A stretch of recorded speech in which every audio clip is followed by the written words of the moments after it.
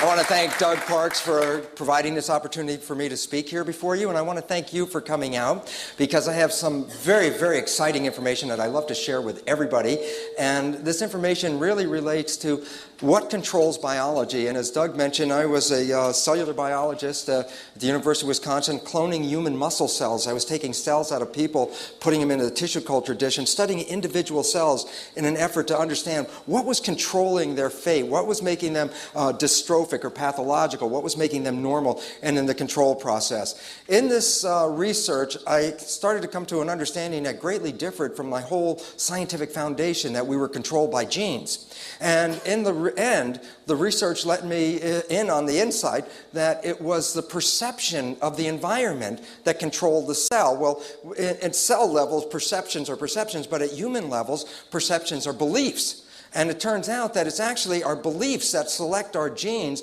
and select our behavior. And the beautiful part about this, as Doug said, is it's life-changing for myself especially. I was one of the genetic kind of people, and now I've transitioned my whole life into this so-called New Age spiritual science of belief. And the wonderful part about this lecture, outside of the fact that I will provide you with a molecular connection of how a belief actually switches on a gene so that there's no like empty boxes, no devotion in this place. This is actually just molecules. I'm going to get that across, I hope. But the beautiful part about this is that in the second part of the presentation, a dear friend and colleague of mine, Rob Williams, is going to provide you with information and tools about how you can rapidly change beliefs. Belief changing is not that hard a process. In fact, it can be done almost in minutes. So there's new science and new tools available. But before I start, let's start off with a truth statement.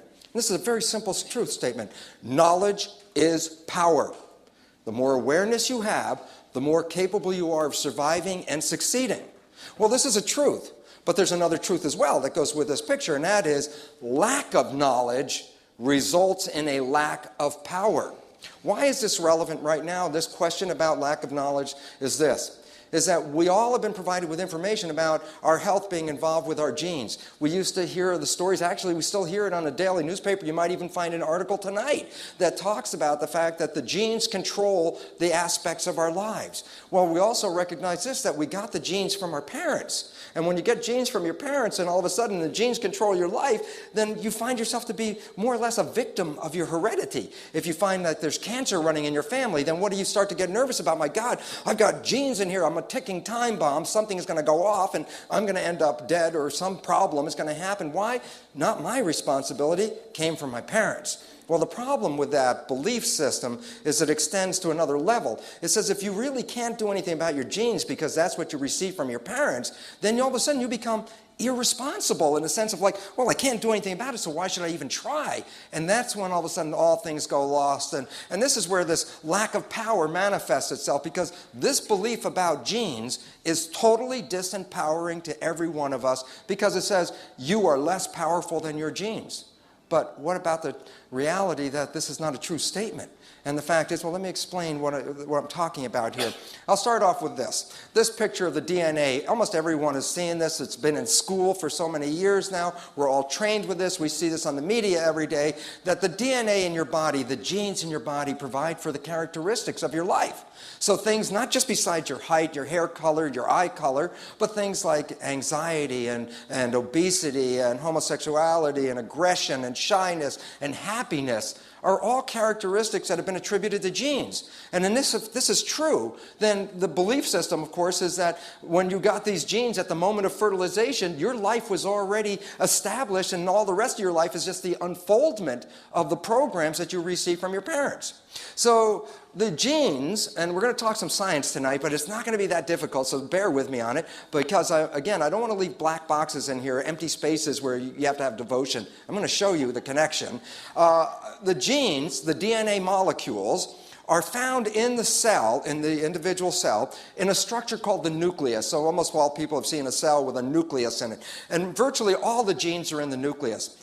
As it says right here in this paper, which is in a recent issue of Science, this is one of the most prestigious journals in the world today, it says here in the first sentence on this article, which was dealing with the whole issue dedicated to the role of the nucleus, first sentence, the nucleus is the command center of the cell.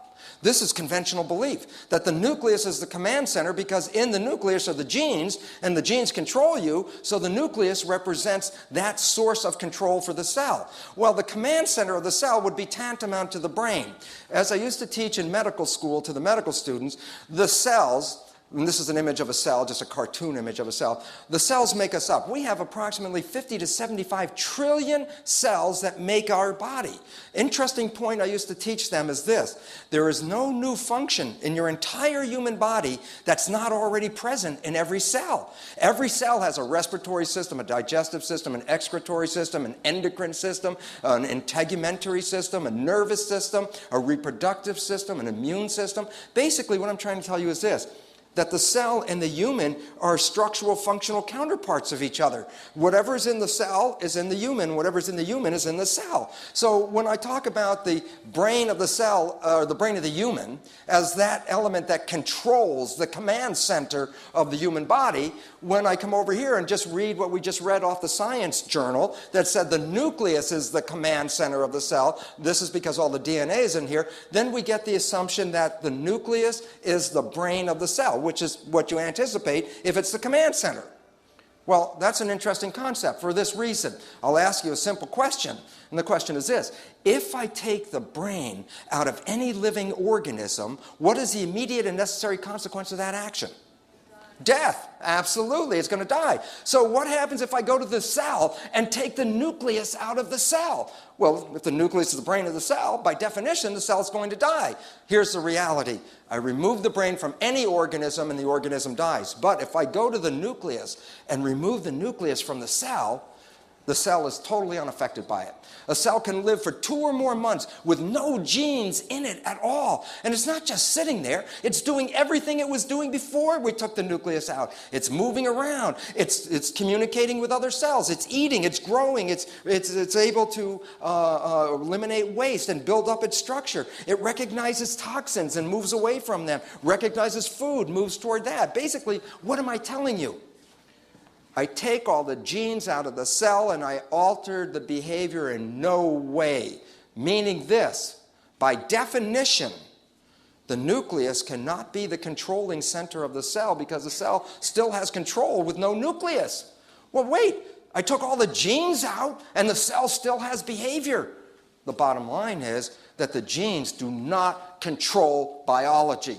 This is a mistake. This is an assumption. It was made years and years ago. It was never proven scientifically, but it just seems so correct that we bought the story. And in fact, the cosmic joke just hit us not very long ago with the outcome of the Human Genome Project. Why was it a joke? And I'll tell you this.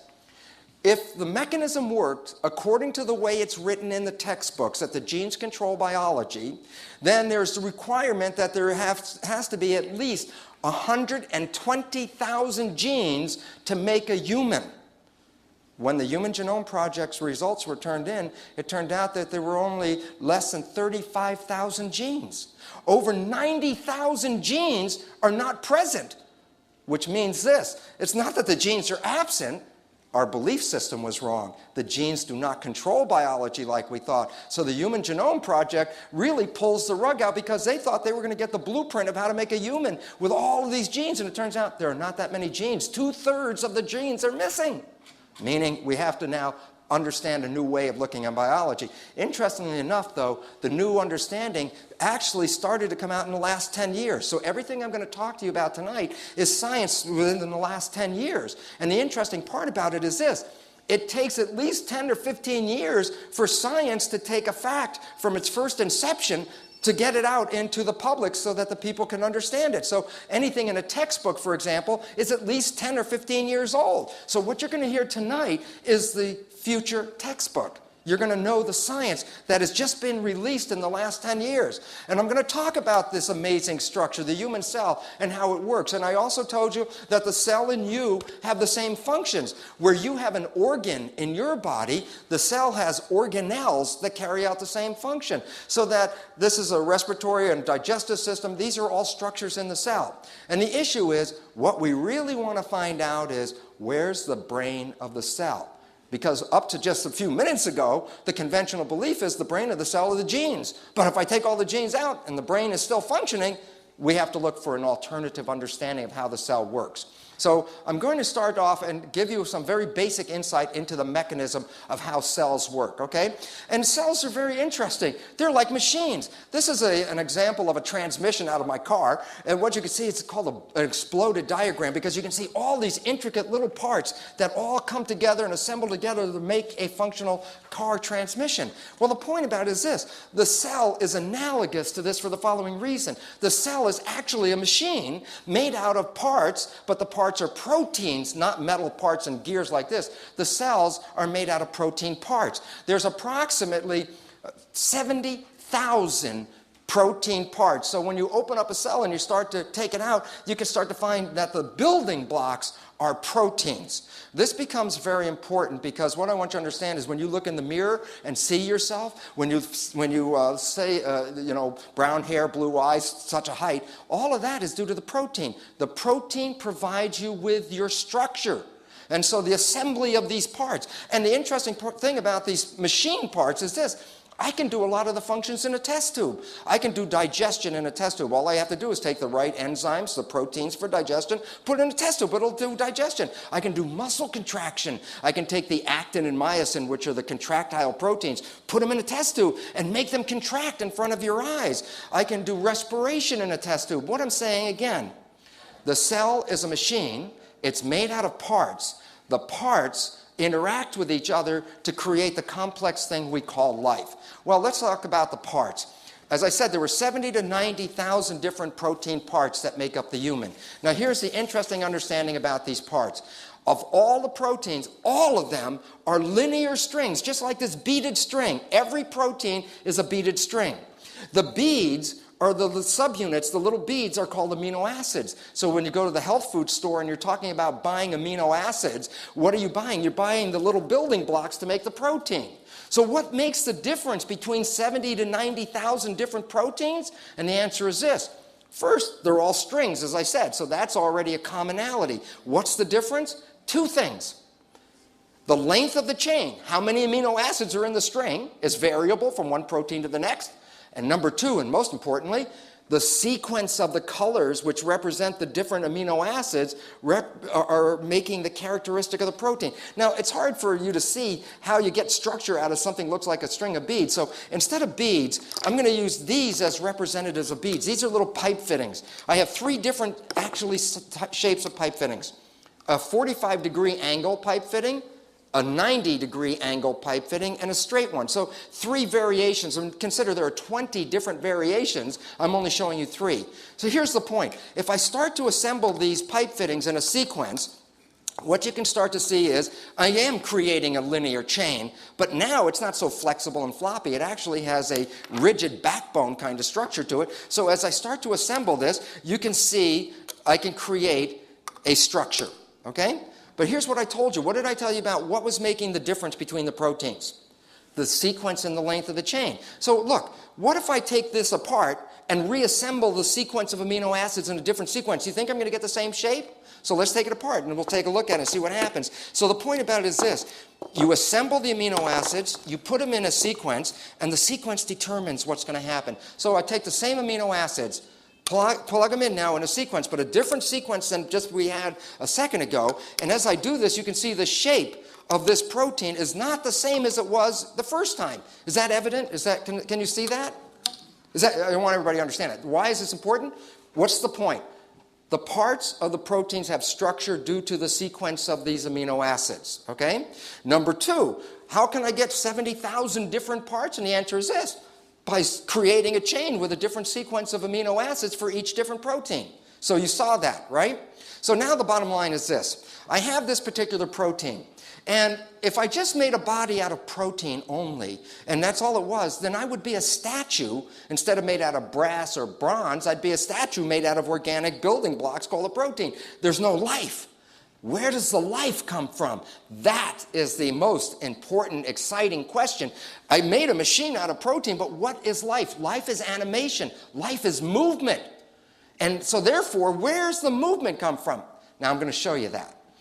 And it's simple because this is the ultimate understanding of where life comes from. When I assembled these together, I connected them like poppet beads, but look, they twist.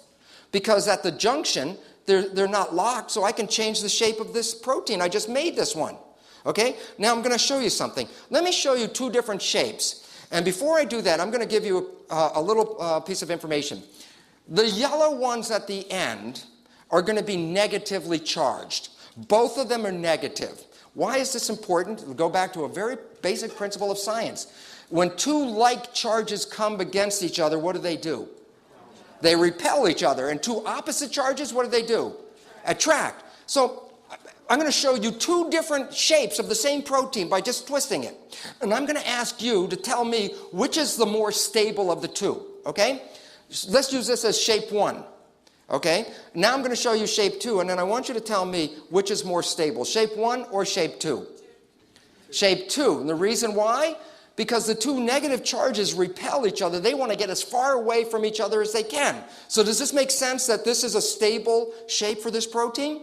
Okay, cool. Now, I have this protein in your body, and I said that this was negative at the end. And this is an environmental signal, and I'm going to talk about environmental signals. Signals are either other molecules or atoms or energy. Energy can be signals as well. But in this case, let's say it's a molecule. Let's say it's estrogen, a hormone. And let's just say that it's very positively charged. What's the charge on here? Negative. A negative? Okay, so if this is coming along and this is positive, what happens when two opposite charges come near each other? So all of a sudden you're going to find that there's a binding. This is where the estrogen binds to the protein. Now, this is more positive than this negative. So the question is this. What's the charge at this end of the molecule now? Positive. What's the charge at this one? Negative. Now, the question is very simple. Is this shape of the molecule stable, or is this one more stable? Now, this is so fundamental. I want you to understand how critical this is. You understood that there was a shape, that if I have this molecule on, let's say I take this molecule off, what's the shape going to do? It's going to open back up like this, right? And then if I put the molecule back on, what's the shape going to do? Close. Well, you just told me there were two shapes that were stable, and the difference is when I add this signal, I go from one shape to the other. Does that make sense? Well, that is where life comes from. Life is movement of the proteins. The proteins move, and when they change shape, they can do jobs. So if I have work, I can have this thing do a job. By opening and closing, that would be its job. So you can say, well, what kind of jobs are just like simple movements? I'll give you a simple one. Let's say I'm a protein, and that this is the signal molecule, and I stand like this, and when the signal molecule hits in my hand, I go like that, and I let go of the signal. What happens if I let go of the signal? What's going to happen? I'm going to go back. And then another signal comes in my hand. Then what am I going to do? Go like this. And you say, well, that's a nice simple movement, but what does that have to do with it? Well, if your house is on fire and you have a bucket brigade and I'm a protein in the middle and somebody hands me the bucket, what am I going to do? Pick it from here and pass it to the other guy. Well, the point about it is very simply this. Proteins provide for my physical structure, but proteins can change shape when a signal binds to that protein. So all of a sudden it says that a static protein could just be sitting here, but the moment the signal shows up, the protein does something. Well, that something is hooked or actually used to do a job in the cell. So what is digestion? Here's an enzyme. It stands here. Here's the food molecule, and it gets caught in my hand, and I bring it together, and I rip it apart. That's all it is, ripping apart, digestion. So the bottom line is this. You're a machine. The structure of the machine is due to the protein parts. The proteins are all these linear chains made out of amino acids. That the final structure is due to the sequence of the amino acids and the charge. That's this critical part. When I balance the charge, the protein is stable. If I change the charge, the protein changes its shape. It's simple, but it's very basic science, okay? And here's the point about it is this, is that and this is interesting because this is right out of the Science Journal, and this backbone here, this protein in green, is the same one that's in yellow. And in this case, this is a protein that causes muscle contraction in your body. And it depends on this signal. The signal is calcium. When calcium shows up, it plugs into the hole. It changes the charge, and it causes the protein to change its shape from this inactive form, conformation 1, shape 1. When I add the signal, it goes to shape 2, the active form. If I take the signal away, then the protein goes back to the resting state. So there are two different shapes to the protein, an active and an inactive form, and the activity is now controlled by the signal.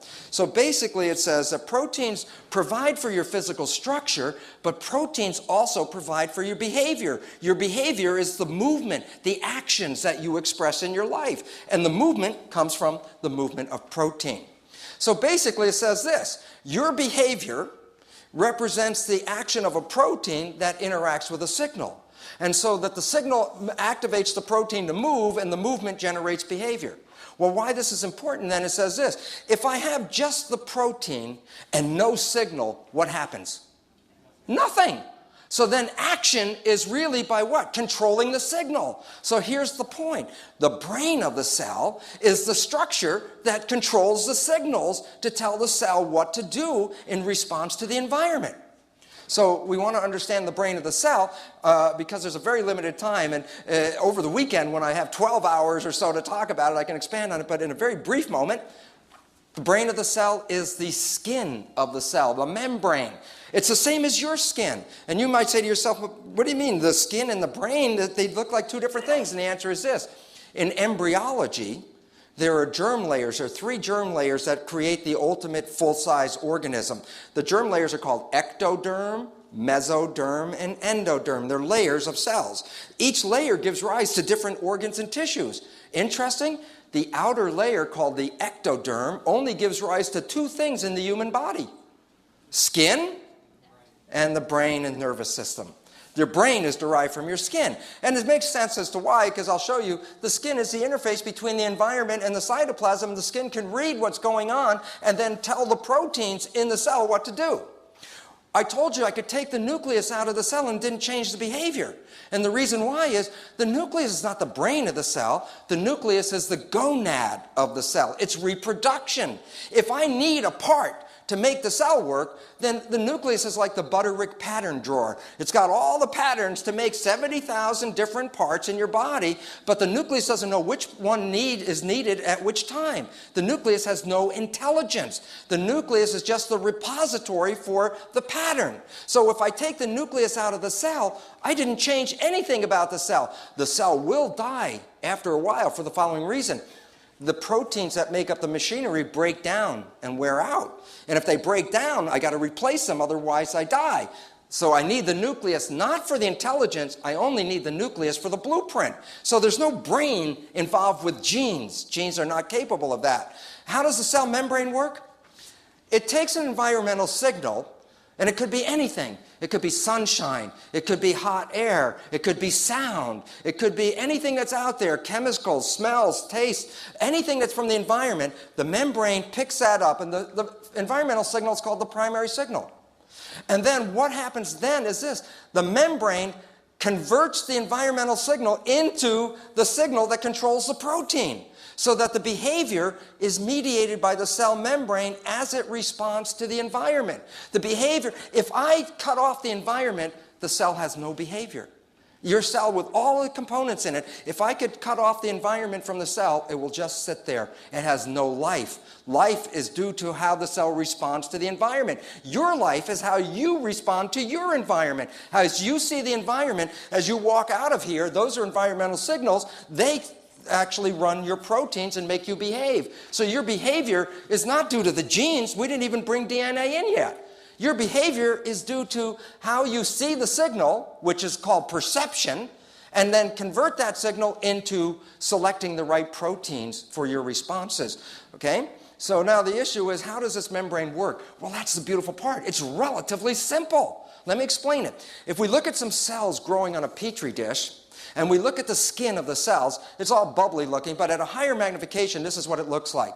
At higher magnification, the skin is like a sandwich. It looks like a bread and butter sandwich, and there's this lipid layer right in the middle, and it's the oil that makes the skin a barrier, because the water in the environment can't go through the membrane, and the water inside the cell can't go through the membrane. So under the skin, there's a protected environment of which all the mechanisms can work. To show you the reality of it, this is an electron microscope picture of the actual cell membrane. You see the dark light, dark layer of the cell membrane? it really represents the layer of these molecules that look like this, okay? Dark, light, dark, so that the model and the image of the real picture are very much exactly the same thing. But this membrane isn't functional because I left out the most important part of the membrane. It's the proteins that we were talking about that are capable of responding to the signal and then activating a behavior. So when I look at the surface of the cell, actually, instead of being smooth, there are all these structures like antennas sticking up all over the surface and proteins built into the membrane. And that these proteins read the environment and convert that environmental signal into a behavior. Let me explain how it works. Here's the membrane. Here are two different proteins. I'm going to tell you right now, there are thousands and thousands of proteins in the cell membrane, but I can divide them into two groups. One group has antennas on it. And antennas are receivers, just like your television antenna on top of your house before cable. When you had an antenna on the top, what was its function? To pick up a signal. And then what happened to that signal? It was transmitted down the wire to the television, and the television converted the signal into something you could see. Well, here's the point. Many of the receptors in the cell have these antennas sticking up from the cell. So if I go back, these are the antennas sticking up from the surface of the cell right here. And what they're tuned to are not television stations, they're tuned to environmental information. It might be glucose, for example. Is there sugar out there? Or histamine. Is there histamine out there which tells me to get ready for an emergency response? Or is there something like insulin which tells me to change my metabolic pathway? For every different thing the cell can see, it has a different antenna. So that means the cells are covered over the surface with antennas for everything the cell can deal with. So the signals come in and picked up by the antenna, but then they're converted into the behavior by the second class of proteins. There are three different kinds. Channels, which are just like olives with a hole in the middle of them where information can go in. Enzymes, which are proteins that cause metabolism to occur, or cytoskeletal proteins, proteins that change the shape of the cell. So if a signal comes in, let's say a toxic signal comes in, and this is a receiver for that, and it couples to the skeleton, it says, it's toxic signal, turn around and start running the other way, then this is the input and this is the output. So the proteins work in combination. Receptors receive signals. Do you have receptors? Yeah. What are the obvious ones? Eyes, ears, nose, taste, touch. Where are all your receptors located? In the skin. So you and the cell are parallels, but it doesn't look like an eye and it doesn't look like a nose, but its function is exactly the same. It's the equivalent of an eye. If this was tuned to light, a photon of light would hit this antenna and that cell would respond like an eye and say, I see the light. And once it sees the light, it has to convert that information, and it uses it by connecting to this, and I'm going to show you how that happens. So the input, the antenna, connects to the output, which makes the behavior. Let me explain how it works. So we'll use this model right here of a receptor. Let's see. This receptor is going to, I'm going to show it to you in dynamic motion. Here's my membrane, bread and butter sandwich. Here's my antenna, and this is the antenna scouring the environment for a signal. Look at the shape because the protein goes into the cell. Look at the shape. What happens when when a protein binds to a signal? Changes shape. Well, watch what happens. See, when the signal came in, and watch what happens when the signal goes away. Should I do that one more time so you can see that? Okay, basically it says this, is that the proteins are in the cell, that these receptors are migrating through the surface of the cell. Okay, here it is. Are you going to come start moving soon? Okay, here's the protein. It's scanning the environment, looking for signals. And let's say it's an insulin receptor. If there's insulin, I would activate the receptor. But look, no activation of the receptor. There's no change in shape. But when the insulin shows up, I change the shape.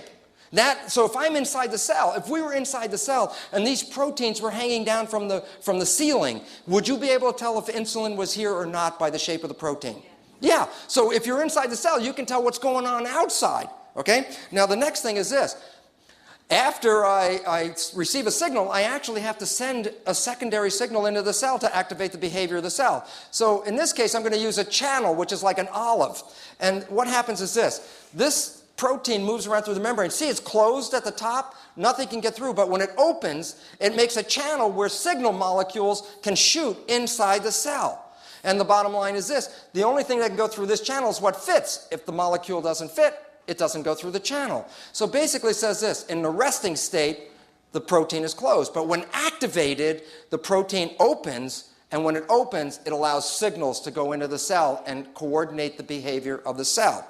So now that we've looked at that, let's put the two together and then show you what is this mechanism that controls biology. The two together, the input and the output. This is looking for the environmental signal, and this is going to convert that signal into behavior. This is the connector. Look at the shape. Does it fit here, yes or no? Okay, so that means no signal is present. So no behavior. But when the signal shows up, I change the shape. When the shape is changed, then I connect it, open this one up, and see this? This is a signal that tells the cell to do something, and it's going to do whatever is connected to that. So the bottom line is the behavior of the cell is controlled by the input of the environment, and then the conversion of that input into a behavior signal that coordinates the function of the cell to respond to what's going on in the environment. Interesting point. If I cut the antenna off the cell so it cannot see anything, there's no behavior. The cell is totally comatose. It'll sit there, and what does that mean? It says then behavior is related to the signal. If there's no signal, there's no behavior. So it's like reflex, stimulus, response. The signal is the stimulus, and then the cell creates a response. So basically it goes like this. The receptor is the input. It reads the environment. The receptor then connects to the effector, which generates the behavior through a secondary signal. The primary signal, this is the secondary signal that activates the behavior of the cell. So that this unit is controlling a specific aspect of behavior. But there's like thousands of these different kinds of units simultaneously. So this is an example of just a switch. It's a switch. When insulin shows up, switch on metabolism. When histamine shows up, switch on protection. So for each different thing that's out in the environment, there's a switch that will activate the behavior of the cell. So basically, did you understand that as a switch, input-output? Well, then look at it this way. The function of the receptor is awareness of the environment, right? It sees. But I have to convert that signal into a biological action. So the function of the output guy, the effector, is to create a physical sensation or response to that signal. Is that understandable so far? Why is this important?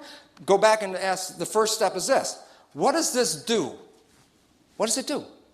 It controls a typical behavior in response to the signal. Well, what is this called? Well, it represents awareness of the environment through physical sensation. So what is this control unit actually called? Perception.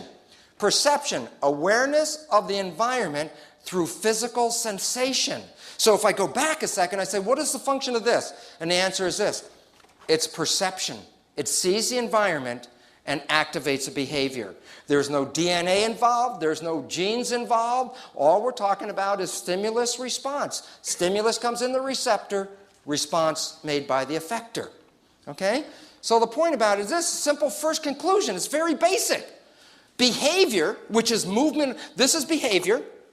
Movement of protein is controlled by the signal, but via perception. So the bottom line is this. Perception controls behavior. If there is no perception, there's no behavior. And all of a sudden it's like, oh, well, that's number one. We didn't have genes involved yet. So let's just see how this actually works. So basically, here are proteins in the cell. Let's say that these proteins carry out a specific function, respiration or digestion. We call it a pathway. So let's say it's a muscle contraction. That these proteins, when activated, what activates the protein? The signal activates the protein. So what we're going to do is convert an environmental signal using the receptor and the effector. And this time I'm using an enzyme. Okay? And what I'm going to show you is how the mechanism from the environment, the signal, well, here's my connector one. Remember the green guy? But now the signal comes, and when the signal from the environment binds to the receptor, it changes the shape or conformation of the receptor, which implies that the signal is there. So the protein informs the cell that something has happened. Now that that shape is changed, this processor protein, the green one, can bind to the shape because it wasn't able to bind before. It wasn't the right shape. It's like dominoes, one hitting the next. Now that the processor protein is bound to the receptor, it changes its shape and will conform to fit the enzyme. So one domino hits the next, hits the next. now that this is connected, I activate the enzyme, and the enzyme is going to create a signal. Now here's the connection between my muscle of the proteins and the receptor. This is the secondary signal. Remember, primary signal and secondary signal. Well, at first it's bound and covered up and inhibited because if there's no signal, I don't want it to do anything.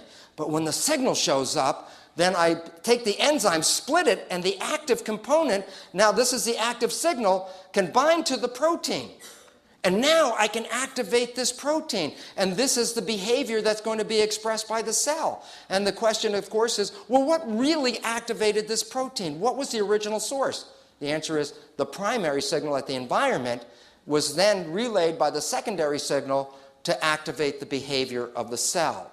So without all the labels, if we just quickly look at it, let's just go right through it real fast. And the point about it is this. Let's see.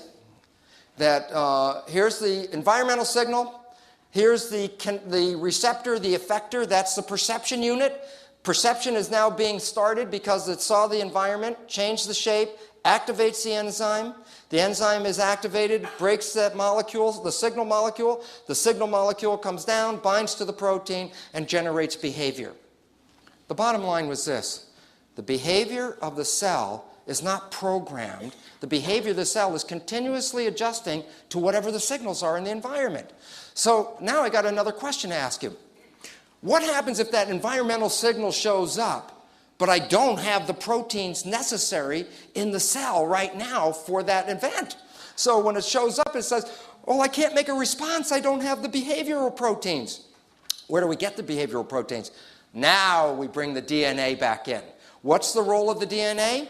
The DNA double helix actually is a blueprint of the protein. If I separate the helix into two separate strands, and you look at these are called bases, these are the steps of the double helix right here. The color sequence in the DNA codes for the sequence of the amino acids. So for every 3 bases, I can tell you which is the next amino acid. So the point is this.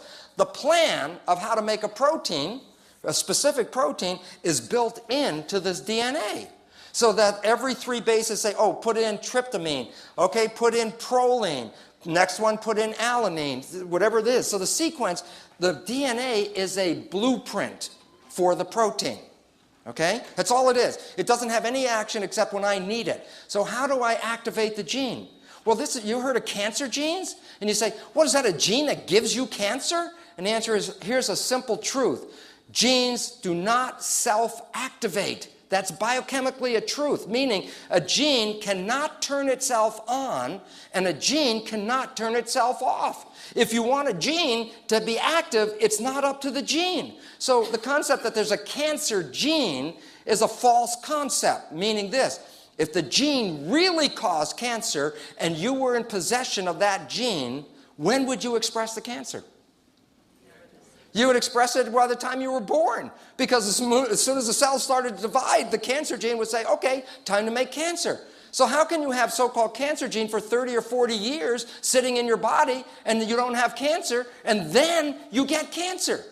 Should I go back and say the gene caused that? And the answer is no. In this paper by Niehaut, Metaphors in the Role of Genes in Development, he played it out in this a simple statement of truth that I'm going to show you because I want to use his paper because the statement is so perfect. But the fact is this. What did he say? He said this. For 50 years, we have believed that genes are in control. We've been repeating it and saying it over and over again for 50 years so that it's part of every textbook. And the bottom line was that was never a scientific reality. It was never scientifically established that genes control anything. It's not true. What is the truth? Well, the answer is this. The first thing, conventional belief, genes control biology, is totally false. Why? Genes can't turn themselves on. Genes can't turn themselves off. How are they going to control anything? They can't control themselves. So bottom line is the genes aren't in charge. So the question is, if I need a gene to be activated, and why would a gene be activated? To make the proteins for the cell that needs to do the behavior. So the truth statement is this. When a gene product is needed, a signal from its environment, not an emergent property of the gene itself, activates expression of the gene. Well, that's somewhat of a complicated sentence, so let's simplify it. Just read line 2 and line 4. And if we read that, it says, A signal from its environment activates expression of the gene. What does that mean? The genes in your body are selected not because they're self-selecting. The genes are always selected in response to the environment that you're in. So if you had that cancer gene and for 35 years, let's say, you stood around saying, hey, I don't have cancer, and all of a sudden cancer happened, are we going to go to the gene and blame the gene, or what would we actually look for as responsible if you understand the true statement? The signal from the environment. What change in your life promoted activation of the gene that was sitting dormant for 35 years? We've been focusing on the gene all the time. The point is, we have to start focusing on the signals. The signals do this. Well, let me explain how this happens. When we look at a cell nucleus, this is where the chromosomes and the DNA is. I can stain the chromosomes, and you break open the nucleus, you can see all these different chromosomes. You have 23 pairs of chromosomes to make a human. They're called pairs of chromosomes because you get 23 chromosomes from your mother, 23 chromosomes from your father, and they're matched pairs. So, in fact, even I can see that one of these is from the mother and one of these is from the father because you can color code them. Well, it's a nice, interesting experiment, but the question is this: what am I staining? I'm not staining DNA. So what's in the nucleus? And the answer is this: 50% of the nucleus is DNA and 50% is protein. And the reason why we have a problem here is this: for 50 years, everyone was so focusing on the genes that when they wanted to study the DNA, what did they do? They'd go find a nucleus from the cell, they'd break it open, expose all the chromosomes, and you know what they do? Separate the protein from the DNA and then throw away the protein. And for 50 years, they've thrown away the protein in their focus on studying DNA. And now, all of a sudden, in the last few years, the question is, hey, what have we been throwing away? And the answer is the control. For 50 years, they've thrown the control away, what controls the genes, and studied pure DNA. There is no such thing as pure DNA in any organism. The DNA is always associated with the protein. So what's the function of the protein? Look how simple this is. The protein forms a sleeve around the DNA. So let me give you an example of what I mean by that. Imagine my bare arm is a gene. Let's say it's the gene for blue eyes. And I say, okay, can you read the gene for blue eyes, yes or no? Yes. Okay, but all of a sudden, well, what does the DNA look like when I put it back in the nucleus? Put the sleeve of protein on it. Can you read the gene for blue eyes, yes or no? If you want to read the gene for blue eyes, what do you have to do? Take the sleeve off. Well, the sleeve is protein. How does a sleeve come off? Here's the protein, and it's locked onto my arm. If you can remember back about 15 minutes ago, what is it that will cause the change in the shape of the protein? So when I add the signal from the environment, all of a sudden, then what happens is this: the protein changes shape, pulls away from the DNA. Now I can read the gene, and when the signal is removed, the protein will come back and cover up the sleeve again. So the bottom line was this: the gene was just sitting there all the time. It's whether the proteins are present or absent. So if I look at it this way, then we understand this. I said you were made out of protein. The understanding is that DNA is the blueprint for the protein. In conventional textbooks, because they've thrown away the protein for 50 years, they don't talk about this. Conventional talks about the DNA goes to the RNA, which is like a Xerox copy of the DNA, and the RNA is then turned into the protein. And then they talk about the primacy of DNA. That's what's in all the textbooks. You are a result of your DNA. But they've thrown away the protein. So when we put it back in, it says, the protein covers up the DNA. The protein is a sleeve. But to take the sleeve off, you actually have to have the environmental signal. So remember what Niehaus's quote was? A signal from the environment activates the expression of the DNA. So the bottom line right here is this: the environmental signal comes in and changes the shape of the regulatory protein, which removes the sleeve, exposes the DNA, and then I can make my proteins. So rather than the primacy of DNA, which is conventional thought, it's actually the primacy of the environment. It's the environment that selects your genes, not the genes themselves. So if I wanted to illustrate it, let's go back to our picture of how the cell worked. What I showed you was this. The signal from the environment activated the receptor, which activated the effector, and the effector activated the secondary signal to go down to the protein. Remember that picture just a minute ago? Well, here's the point. In this illustration, the protein's not there. And if I need the protein because the environmental signal, I have to respond to the signal, and the protein's not there, what would I need to do if the protein's not present in the cell? Go to the nucleus and activate the gene for the making of the protein, right? So let's watch the behavior of this as it happens. So basically what's going to happen is this. The environmental signal joins to the receptor, activates this whole process so that I activate this, but look, the signal goes down, the proteins are missing. If the proteins are missing, I need the proteins to make the proper response, but they're not there. So what I have to do then is take this signal and go into the nucleus of the cell where the DNA is. But the DNA is covered up by a sleeve of protein. And at periodic points, at every gene, there's a control protein called a regulatory protein. And you know what happens? The signal from the environment binds to the right gene by the shape. It doesn't bind to this one, wrong shape. Binds to this one. Now what happens when a signal binds to a protein? Changes the shape of the protein. And watch what happens. As soon as I change the shape of the protein, I cause the sleeve to come off the DNA. And when that happens, look what I'm exposing. The gene is now exposed.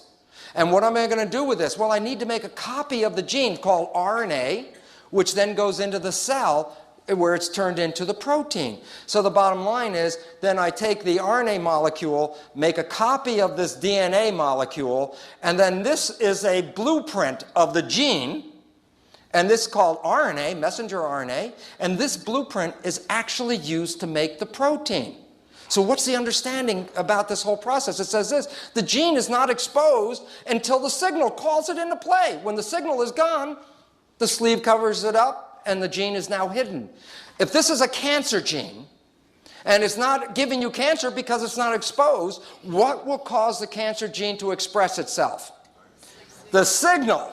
So all of a sudden it says, then what signals from your environment are you perceiving that you are selecting negative genes or processes in your body? And all of a sudden we start to see, so let's do the same thing now without all the labels, real fast. The secondary signal goes down, the protein's missing.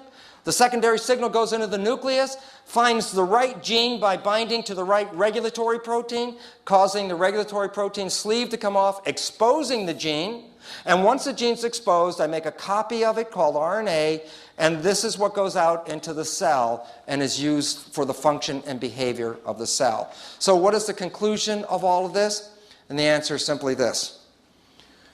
Perception controls genes. Understand? The genes did not control themselves. The perception was the signal that converted the sleeve of the DNA to come off. So the bottom line is, perception not only controls behavior, but perception will actually go in and select which genes you're going to express. Now here comes the third part.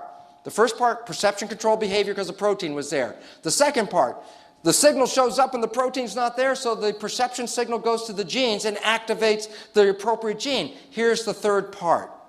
What happens if I run into a stressful environment and I don't have the appropriate genes to respond to that stress? Well, then you just have to say, well, the only way you're going to manage is to change the genes.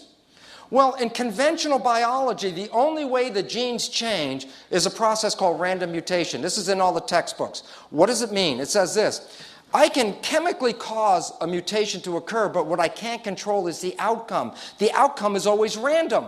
So the bottom line is that's where Darwinian belief comes in, that evolution was random changes in the genes, that genes are only changing by accident. That's conventional belief.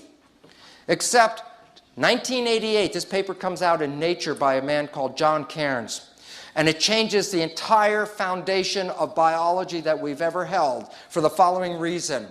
He tells us about a new kind of mutation called an adaptive mutation. The point about this mutation? That the genes are not changing randomly, but the environment is controlling the mutation so that you're always adjusting your genes to fit what you see in the environment. And so that it's not random, it's environmentally directed mutations. Well, recently, this is a paper that just came out within the last year. The other one was 1988. This is a very interesting paper because what they showed was this. You can take a population of bacteria, put it into 5 test tubes, and put the same but very stressful environment into each of the test tubes, causing the bacteria to change their genes to survive. Here's the point.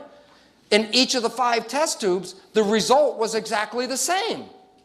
Well, then all of a sudden it says, where's the random nature of that process? And the answer is not random. Evolutionary changes are always adapting to the environment. These miniature adaptive radiations unfold in the same way every time, governed by the available environmental niches. Here's the point. We adjust our genes to fit the environment that we think we live in. And I say we think we live in because perception may be right and perception may be wrong. And therefore, perception is belief. And if this is true, do you understand what this means? It's belief that changes your genes. It's your perception that changes your genes. It's not an accident.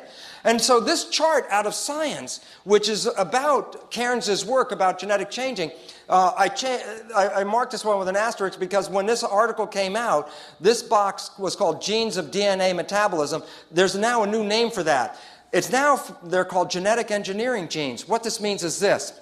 We have now found out that in every one of your cells, you have genes whose function it is to rewrite the other genes when necessary. So you are all equipped with an ability to adapt and change your genes as you respond to the environment. So all of a sudden it says this.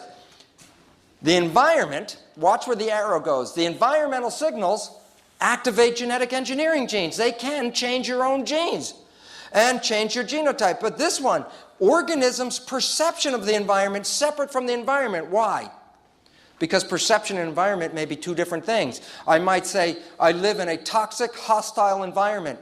But that might be my belief. I might be in a very supportive environment. So it says, my perception may differ from the reality of the environment. But nonetheless, what does perception do? Follow the blue arrow. Activates genetic engineering genes. Your own beliefs are selecting your genes. And if you don't have the right genes to handle the stress that you're in, your belief will rewrite your genes in an effort to do so. So all of a sudden it says there's a lot of control over your life, but it's mediated by the perception of the environment. That's what's controlling the whole thing. So our third conclusion is not only does the perception activate behavior, not only does the perception activate the genes, but when necessary, perception rewrites genes. So what's the conclusion? Are you genetically controlled? Are you at the behest of your heredity? Are you a victim? Absolutely not. Why? Because by adjusting your perception, you can adjust your behavior. By adjusting your perception, you can select different genes in your function. By adjusting your perception, you can rewrite your genes. Now, I wouldn't want you to rewrite your genes because 95% of us got here with very appropriate genes to survive and have a great life. Here's the problem. Almost always, when you rewrite your genes, you do a negative process because your genes were already working. And so lots of illnesses and things like cancer, 95% of cancer has no hereditary linkage. 95% of cancer is actively produced by an individual's perception rewriting their normal genes and making cancer genes. All of a sudden, unfortunately, remember when I told you when you were a victim of your heredity, you could be irresponsible because the genes just came that way. If you understand what I'm talking about, then all of a sudden you say, oh my goodness, then how I see things, how I believe things are going on become important. The answer is, well, if you think your behavior or the selection of your genes or the rewriting of your genes is important, then the answer is yes. Because all of these are connected to belief, because perception in humans is related to belief. So you have the ability to change anything in your body. Unfortunately, if you got here healthy and you change it, that usually means you're making it less effective as a living organism.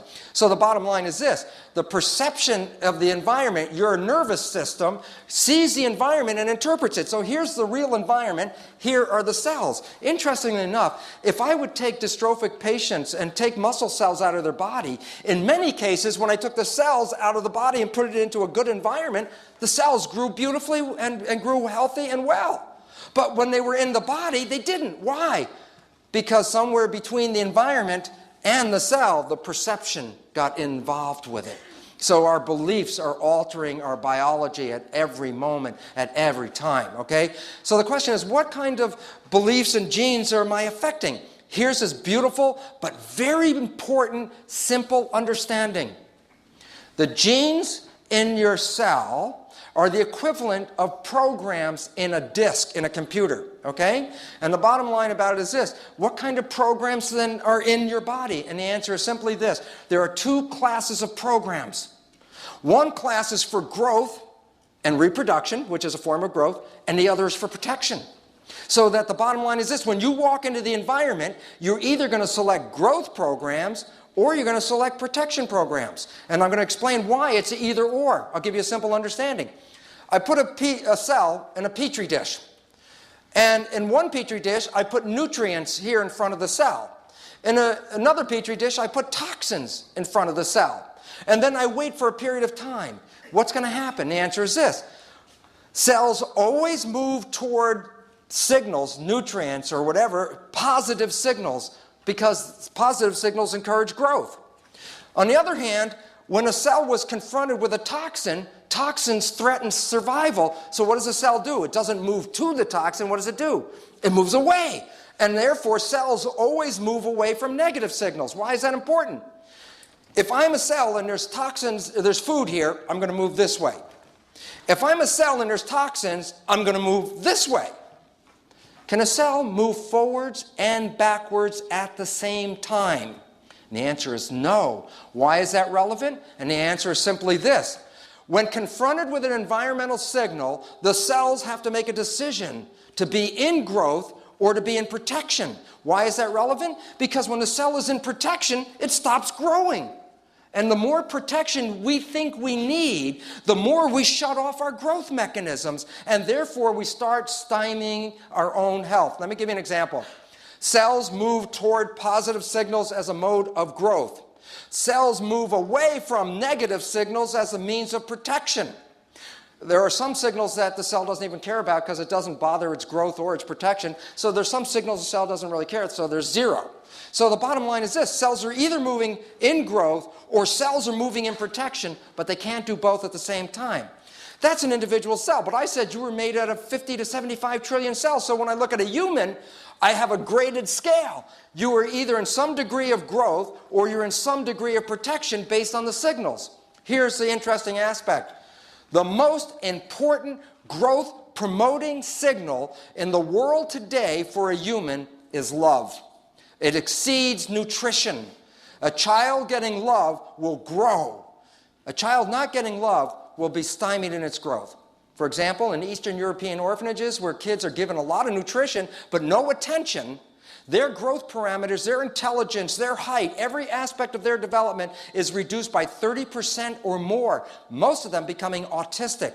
What is an autistic child? Think about it. An autistic child is not responding to the environment. Why not? Because somewhere in its development, it started to put up the walls of protection because it wasn't getting love, and at some point, it shuts itself down and is no longer responding to the environment that is the highest form of protection. But look what happens to the child. It will die from the process. And the issue is this. When you are in fear, you're shutting down your growth mechanisms. When you're in love, you're enhancing your growth mechanisms. And it's as simple as that. It's a dual strip, one way or the other way. And there's a mechanism for it. In your system, it's called the hypothalamic pituitary adrenal axis. The hypothalamus is the portion of the brain that gauges the signals. When the environmental signals come into the mind says, is that positive or is that a negative signal? It has to know. And the idea is this. If it's a negative signal, then what's going to happen is the stress is going to activate the pituitary gland. Remember the word pituitary gland in basic education? It was called the master gland. Why? Because the pituitary gland is going to control the shape of the body. So there's two shapes, growth or protection. In negative signals, what ultimately happens is this, in negative signals, what happens is this, that the stress activates the pituitary gland to get into fight or flight. Remember fight or flight? Here's the issue. I have two parts of my body. I can subdivide for you right now. This area has all the organs in it. This is the viscera. What do you think the function of the viscera is? Growth. This is the muscles and the bones, support. What else is it for? Protection. So here's the point. When I get into fight or flight, am I going to use my viscera or am I going to use my muscles to survive? The muscles. So here's what happens. The hormones released by the adrenal glands cause the blood vessels in the viscera to squeeze and push the blood to the periphery where the muscles are so I can feed my muscles and get ready to run. And the issue about that is, what was the function of the viscera? Growth. But if I take the blood and send the blood from the viscera to the muscles, what happens to growth? It stops. Under stress, you shut down your growth mechanism. Also, your immune system is a protection system, but the immune system doesn't protect you from lions. What does it protect you from? Bacteria and viruses, things that get under your skin. So the adrenal system is for protection against things in the environment that threaten you. The immune system is to protect you from things that get under your skin. So here's the point. If you're running away from a lion and you're in fight and flight, do you think you need the immune system? No. And in fact, because the immune system uses so much body energy, here's what happens. When the adrenal hormones get higher, it shuts off the immune system. As you get under stress, not only are you stopping your growth, but you're now shutting off your immune system. You find that at work or at school, when school comes to the end of the semester and everybody's under stress, that's when everybody starts getting sick. And the reason why is stress shuts off the immune system. It's so effective that medical doctors use the stress hormones to inhibit the immune system in people that they graft tissues and organs into. Why? I don't want them to reject the graft, so how do I stop them? Well, I want to shut off the immune system. I give them stress hormones. Well, if you're under stress, what are you doing to your own biology? You're opening yourself up for things to then come and attack you. And the last interesting aspect about it is simply this. When you're in fight or flight, are you going to use reflex behavior or are you going to use thinking and logic behavior to get out of the mess? Okay, why that's important? Because the hormones, remember I told you the hormones squeeze the blood vessels in the viscera and force the blood to the periphery? Well, the same hormones squeeze the blood vessels in the forebrain and push the blood to the hindbrain where reflex behavior comes from. Here's the point. Under stress, you are less intelligent. And you ought to know that if you've ever taken any school classes and you took that exam and you said, well, I know all the answers, right? And you sit down and you start doing the exam and you come to question number 7 and you go, I don't know this one. And guess what? You can feel your body tingling. Why? Well, the first thing is you're getting blood in your arms and legs ready to run out of the classroom, save your life. But then as you're doing this, you're realizing, I can't think of the answer. I can't think of the answer. So you say, okay, let me go to the next question. And that one's a simple one. You know what? You don't know the answer to that one. And the reason why? When you get under stress, you get ready for reflex behavior. Your conscious intelligence is reduced. So what does this mean in the world that we live in? Every time you turn on the news, every time you watch the TV, every time you listen to the radio, be afraid, be afraid, be afraid of this, be afraid of that. The air is bad. Flesh-eating bacteria are coming. So the bottom line is this. What do you think about your normal adrenaline levels in the population? They're so high, we're all under stress. People are getting sicker by the day, and we're getting less intelligent. So in conclusion, let me wrap it up and show you this. Here's the point. The body is like a camera for the following reason. Whatever the environmental signal is, it's picked up by the lens. So the camera sees something, the lens picks it up and translates it into the film where you make a complementary copy, so that the camera always makes a complement of what is found in the environment.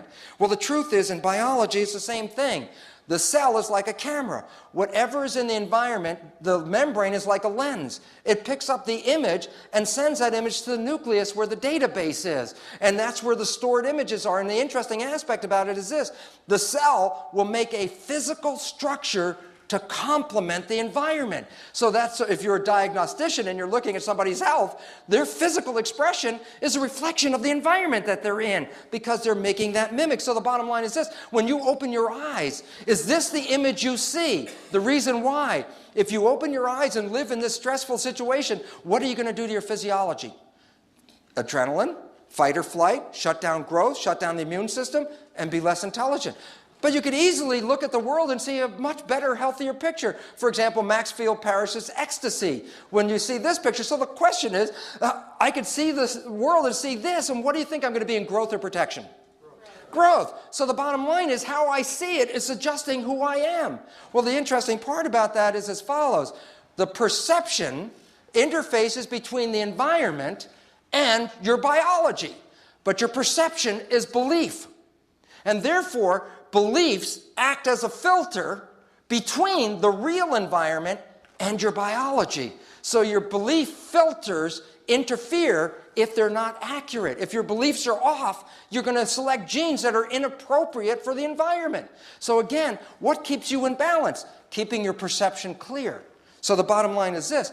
We actually end up with a filter between the environment and the camera, which is learned. We learned these filters. Before we were born, we were already learning. On the weekend course, I talk about conscious parenting. Many of your beliefs were already installed in you before you were born through the interaction of your mother and her perception of the environment, because she was helping.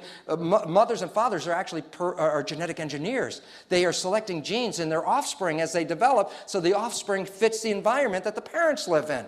Interesting point. Well, the question is this. We have filters. So now you've got envelopes that you came with. There's a red and green filter. Let's call these belief filters. And what I would like you to do is put one or the other filters in front of your eyes. Pick a red one or a green one, whatever one they got, and hold it up in front of your eyes and look at the screen. I'm going to ask you a question, and don't open them up. If they're double, keep them folded, okay? Here you go. Now, I'm going to ask you a question. When you look at the picture, tell me if this is a picture of love or fear. When you see it, does it look like love or fear with your glasses on? Put the glasses on. Are you living in love or are you living in fear? Okay, now take the glasses off and find the other glasses. Okay, you got a different set of glasses now? Okay, put those up. You ready? Are you living in love or are you living in fear? Okay, are you living in love or are you living in fear? Well, here's the simple point. This is the beautiful point. Life has everything in it. Life has everything, but you will only see what you have perception filters to see. And you were taught perception filters. You were taught by your parents. You were taught in school. You were taught how to see life. And here's the beautiful part. We can remove these filters that have interfered with our lives, and it does not take long. And the beautiful part is, after the break, when Rob Williams comes up here, he's going to show you and give you tools of how you can rapidly change your filter and in the process select healthier, more growth-satisfying genes than the ones that we tend to be selecting because of our concern about the environment. So the bottom line is this. You are all powerful. And the fact is, knowledge is power. With this knowledge, you have power over the unfoldment of your own life. You have power over which genes are going to be activated, which behaviors you're going to express. You are all powerful. You are not victims of genes. And the beautiful part about it is, all you have to understand is, what beliefs are you selecting genes with? And if they're not appropriate, you can change these beliefs. And this is the beautiful part about the second half of this program. Thank you very much for your attention on this. Thank you. Thank you very much.